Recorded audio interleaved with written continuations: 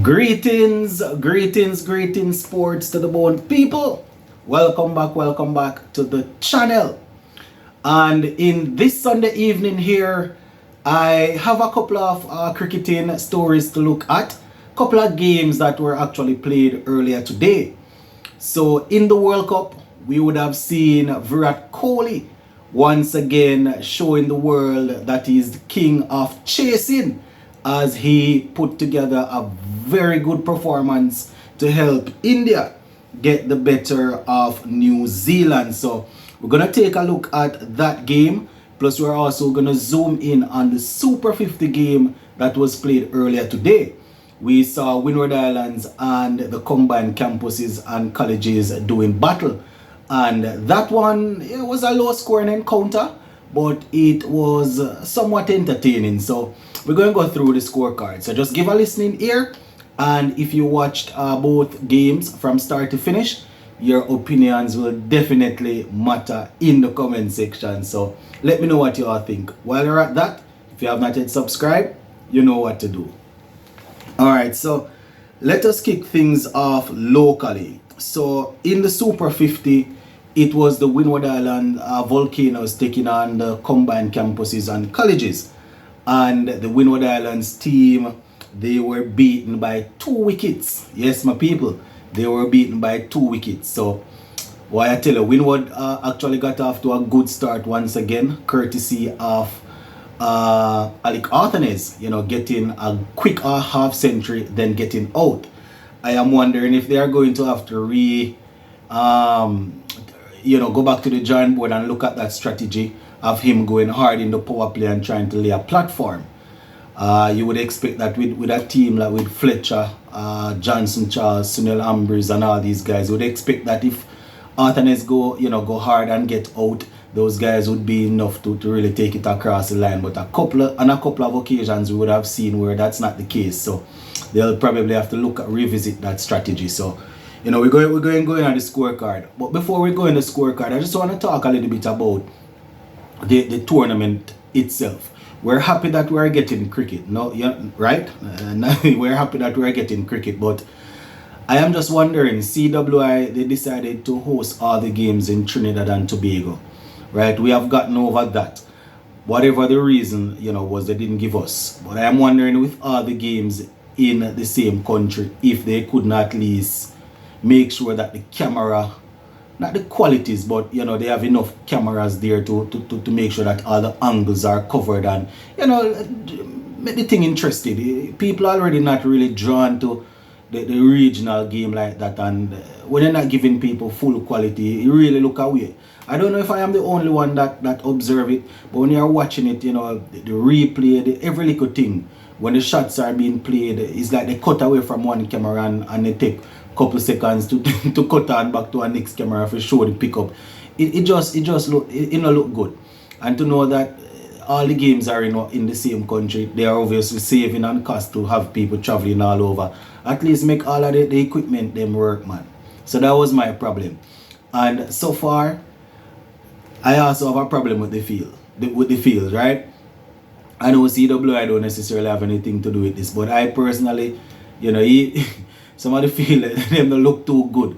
And not only that, I don't know if it's a case, I don't know what the weather was like leading up to this, but I think I'm not trying to find any reason to say why the batsmen not scoring, but sometimes you see some shots well played, well timed, and really reach a boundary because of how the field stay. But we're not going to use that to overcast the entire thing still. So let me just go down into the scorecard here so you guys can hear how it went. So the Windward Islands team, they batted first and scored 267 for 8. Right, and in that 267 for 8, Alec Arthanes made 65 of 68 with 4 fours and 3 sixes. Right, Johnson Charles made 4. Jeremy Solozano also getting a half century, 55. Hodge, he made 11. Andre Fletcher 32. Sunil Ambrose got a good half century, 51 of 51, 5 fours and 1 6. Shamar Springer 6. As I said, Fletcher made 32. Ryan John 2. Larry Edward 20. Kenneth Denver 4. So Denver and Edward, they were left not out. So 267 for 8.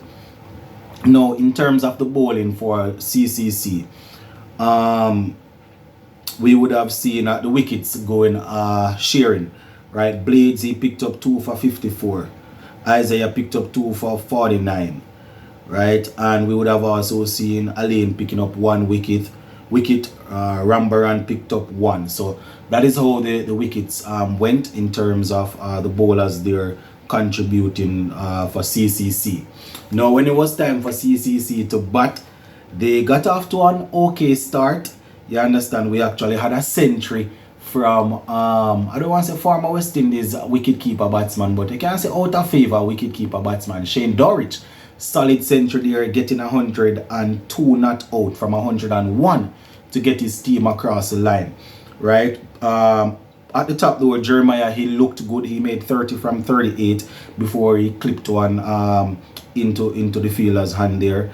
Alain made 68. Paris made 9. As I said, Shane Dowrich, he was left not out on 102 off 101. 3 4s and 3 6s. You know, Shane Dowrich staying out there, sticking to the task and making sure that his team got across the line right down to the wire of the game with my people, right? Prasad, a couple of guys didn't make anything. Prasad didn't score. Rambaran didn't score. Jordan Johnson made 34, you know. Mansingh made 4, Romaro Greaves, he made 14, and Blades made 4 not out. So, you know, they ended on 271 for 8. As I said, going right down to the last delivery there. You know, so winning the game by 2 wickets off their 50 overs. So shout out to the combined campuses and colleges. Now bowling for the Windward team. Cyrus, he picked up 4 for 54 from his 10 overs. Shamar Springer had 1 for 30 off 4 overs, while Larry Edward picked up 2 for 65 off his 10 overs. Ryan John and a couple of other guys, Denver, they bowled, but they were unable to pick up any wickets. So very close victory there. As I said, I was looking at the game and I was looking at a couple of the comments, you know, because the game is being shown. Well, the game was shown on the West Indies YouTube channel. So while I was watching, I was looking at some of the viewers commenting and talking and things like that. You know, you can see that people are happy that they are able to see the game. But as I said, there are a couple of things that they need to fix, you know, in terms of showing the game. So that is pretty much how that one went. Once again, shout out to Shane Dowrich for getting that century. You know, he batted maturely. He stayed there and made sure that his team got across the line. All right, taking it up to the World Cup now, my people. New Zealand versus India. And just like how we had Shane Dowrich with a magnificent chasing score, Virat Kohli did pretty much the same. The only thing is he was unable to get the century. I think he ended up getting 95. So in that game, New Zealand made 273 off their 50 overs with Conway. Conway didn't score. Will Young made 17. Ravindra made 75. Darrell Mitchell made 130 off 127. 9 4s and 5 6s. I see where a couple of people are actually bashing him on social media, saying that he cost them the game because he took too long when he was about to score his century, and as a result of that they left some runs out there. But you know, Tom Latham made 5, Glenn Phillips made 23, right? Mark Chapman 6, and the other guys didn't really do much. Couple of them scored 1 and a couple of duck. Now in terms of the bowling for India, it was a 5 for Mohammad Siraj. He picked up 5 for 54 off his 10 overs. Bumrah, Mohammad Shami picked up 5 wickets, not Siraj. Mohammad Shami picked up 5 wickets. Mohammad Siraj picked up 1. Jasprit Bumrah 1, and Kuldeep Yadav also picked up 1. So 273 of their 50 overs. Now India, they got off to a good start. You know, Captain Rohit Sharma made 46 from 40 in the power play there. Shubman Gill 26 from 21. Virat Kohli, my people, the master of chasing, he made 95 off 104 with 8 4s and 2 6s. Rahul made 27. Sir Kumar Yadav made 2. Ravindra Jadeja made sure that everything was handled. 39 of 44 not out. Mohamed Shami 1 not out. So that is how the batting went for them. In terms of the bowling for New Zealand, Lucky Ferguson 2 wickets. Trent Bolt, Matt Henry and Satna, they all picked up a wicket apiece. But Virat Kohli's 95 there was enough to make sure that India got across the line, and they actually had 2 overs to spare, finishing on 274 for 6 or 48 overs, so winning the game there by 4 wickets. So that is pretty much how the cricket world went today. Just wanted to jump on and give you guys a quick recap. We're going to leave it right here for now until tomorrow. Big up on yourself.